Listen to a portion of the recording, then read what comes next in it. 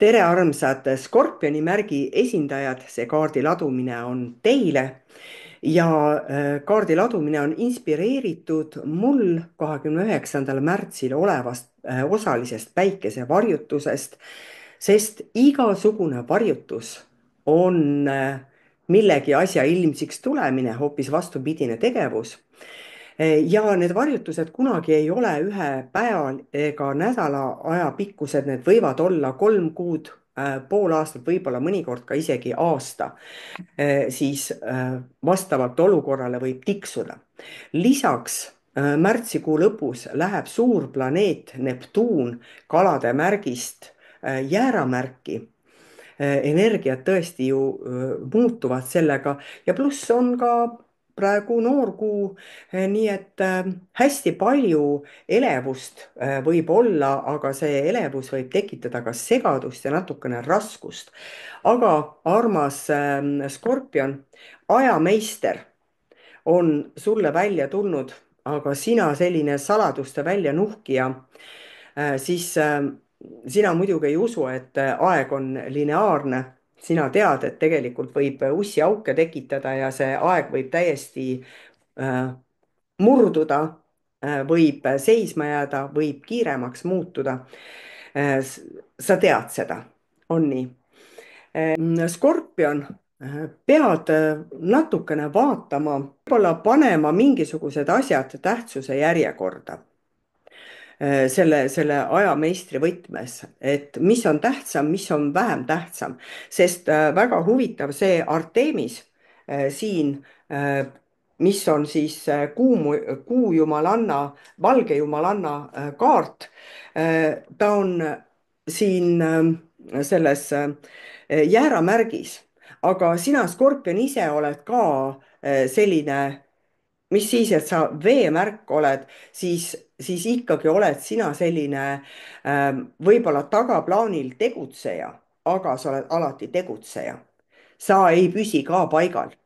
ja siin ongi see, et sa pead valima, nagu siin on näidatud, sa pead valima õiged relvad, kui sul on vaja edasi liikuda, millegi poolt või vastu võidelda või iseenda asju ajada. sa pead leidma relvad, kas inimeste näol, asjade näol, iseenda mõtete näol, oma oskuste näol, aga ja need peavad olema nagu ütleme siis tasakaalus, et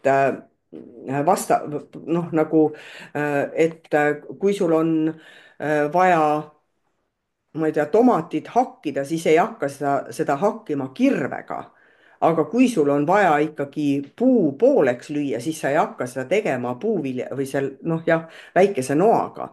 et siin sa pead nagu iseenda tarkust, sest skorpionid on targad. sa pead iseenda tarkust kasutama ja Artemise võtmesõna on, kui võimalik, võtta asju rahulikult. aga mis see aeg meil ongi ju see, et tiks, tiks, tiks, tiks, tiks, antakse meile alati aega mõtlemiseks, kui me ise seda nagu küsime või ise tahame. nii et see kaart ütlebki, kui on probleem, sa võid kaaluda seda külma kõhuga, külmavereliselt, jah, aga mõistlikult. Artemis tahab alati sellist loogilist ja loomingulist vastust. ta ei taha mingisugust jama, ütleme niimoodi, ta tahab konkreetseid asju, kas see või teine. ja noh, nagu ikka see jäär, et sa pead ise olema nagu kannatlik, et mitte komistada, et mitte jälle üle astuda. sa pead olema nagu sellel teel, kui sa midagi lahendad, siis hästi tähelepanelik ja kuna on välja tulnud jäär, siis võibki olla see aprillikuu väga tähendusrikas kuu. lisaks siia siis kolmanda kaardina on tulnud vangikaart. siin on hästi palju elemente. siin on nii veevalaja, siin on nii kalad, kui siin on Veenus ja Neptuun, siis siin on üks jõuline inimene, kes on nagu kuskile sisse kinni kinni pandud.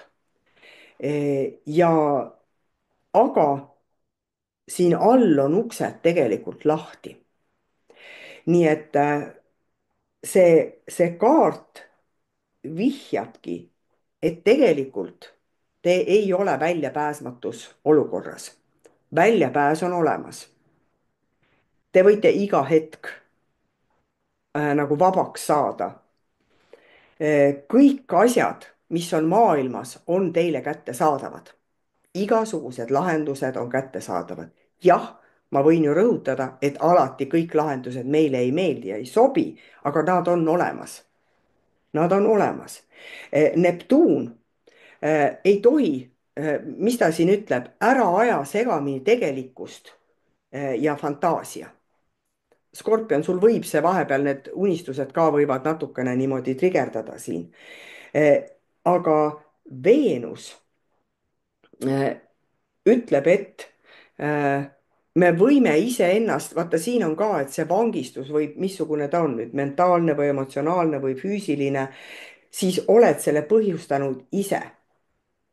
järelikult sul on võimalus ise välja minna, tulla. nii et vali õiged relvad ja ära ise nagu mässi ennast puntrasse, vaid leia leia õige tee,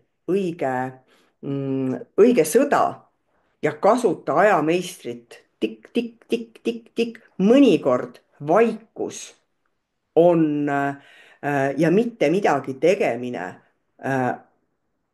on parem lahendus kui see, kui tormad jäärana peale, sellepärast et see ootamine tekitab stressi vastaspooles, mis toimub ja võib-olla need teised astuvad esimese sammu, ilma et sinul oleks vaja üldse sõtta minna.